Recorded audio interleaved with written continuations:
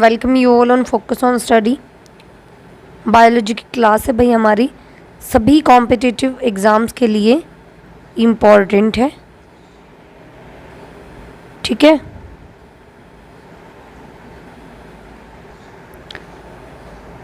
क्योंकि साइंस का काफ़ी अच्छा पोर्शन आपका एग्ज़ाम्स में रहता है। तो भाई चलिए स्टार्ट कर लेते हैं। आज हमारा इंट्रोडक्शन की क्लास है। किसकी क्लास है? बायोलॉजी का। हम इंट्रोडक्शन देख लेते हैं एक बार। तो इस लिहाज से ये होगी आपकी इंट्रोडक्शन की क्लास 1। तो चलिए स्टार्ट कर देते हैं अपनी आज की क्लास को।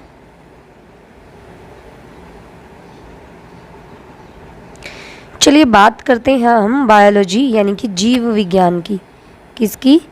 जीव विज्ञान, जिसे क्या कहा जाता है? इंग्लिश में हम कहते हैं बायोलॉजी।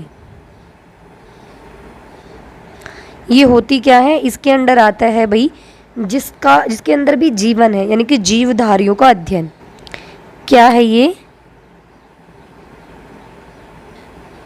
जीवधारियों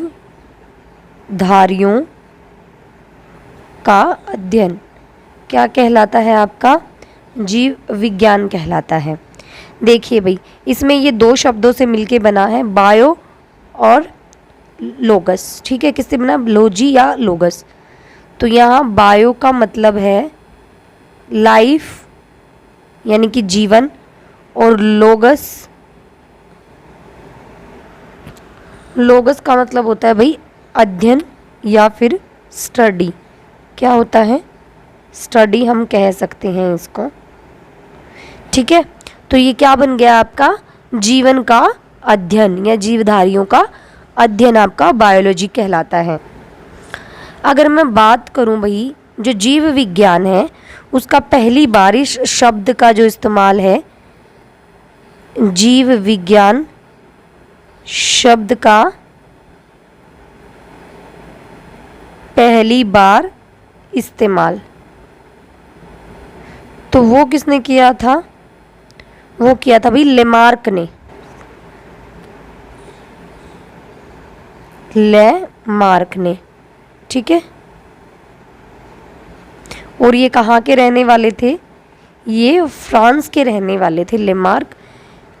और इसके साथ में एक और वैज्ञानिक थे जिनका नाम था ट्रेविरिनस।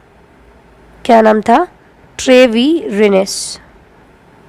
इन दोनों ने मिलके जीव विज्ञान का पहली बार शब्द का पहली बार क्या किया था? इस्तेमाल किया था। और ये रहने वाले थे जर्मनी के। कब किया था? 1801 में। चलिए चलते हैं आगे। अगर मैं बात करूं जीव विज्ञान का क्रमबद्ध यानी कि बिल्कुल सिस्टमैटिक वे से क्रमबद्ध जो विकास है वो किसने किया था? वो किया था भाई ग्रीक के एक दार्शनिक थे जिनका नाम था अरस्तु। क्या नाम था उनका? अरस्तु, जिसको हम क्या कहते हैं? एरिस्टोटल भी जिसको हम बोलते हैं। कब? इनका जो ये समय रहा वो रहा भाई 384 से लेके 322 बीसी तक अरस्तु रहे। इस काल में इन्होंने जीव विज्ञान का एक क्रमबद्ध विकास किया था। अरस्तु ही ऐसे वैज्ञानिक थे जिन्होंने पहली बार क्या किया? पहली बार पौधों और साथ में जंतुओं, जिसमें आपके सब आ जाते हैं भाई, पक्षी वगैरह सब, इन सब का क्या किया था? अपने विचार प्रस्तुत किए थे। सबसे पहले किसने? अरस्तु ने ही किए थे। तो अरस्तु क्या कहलाते हैं? Father of biology. क्या कहलाते हैं? Father of biology. ये क्वेश्चन काफ़ी इम्पोर्टेंट है कि who is the father of biology. वो कौन होंगे आपके? अरस्तु ही होंगे, बायोलॉजी के भी और साथ में जूलॉजी के भी। किसके?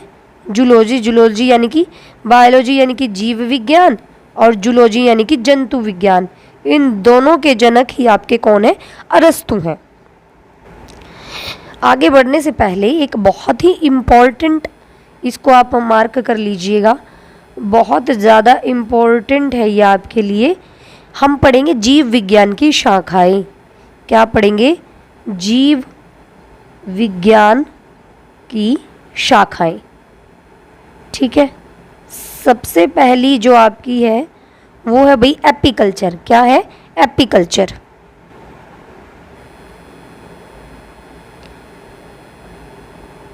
एपीकल्चर क्या है ये? एपीकल्चर होता है भाई मधुमक्खी पालन का अध्ययन। किसका? मधुमक्खी पालन का अध्ययन होता है इसके अंदर। अगला आपका आ जाता है भाई सेरीकल्चर। क्या आता है? सेरीकल्चर। और सेरीकल्चर में क्या होता है आपका? रेशम कीट का अध्ययन। किसका? रेशम कीट का अध्ययन। बहुत इंपॉर्टेंट, पेपर में इसके पूछे जाने के बहुत ज़्यादा चांसेस होते हैं। इसके बाद है पीसी कल्चर। पीसी कल्चर ये क्या होता है आपका? पीसीज आपने सुना होगा ना, ये है मत्स्य पालन। क्या है? इन सब का अध्ययन है ये, मत्स्य पालन का अध्ययन। इसके बाद है माइकोलॉजी। क्या है? माइकोलॉजी ये सबसे ज़्यादा पूछे जाने वाले में से है। क्या?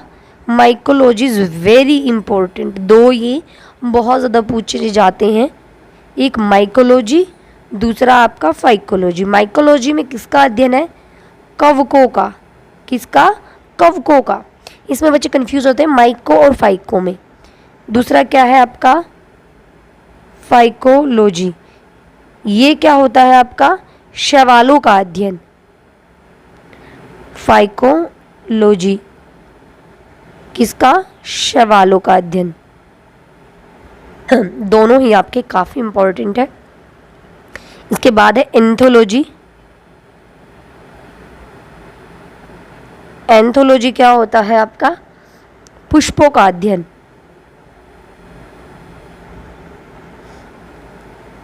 किसका?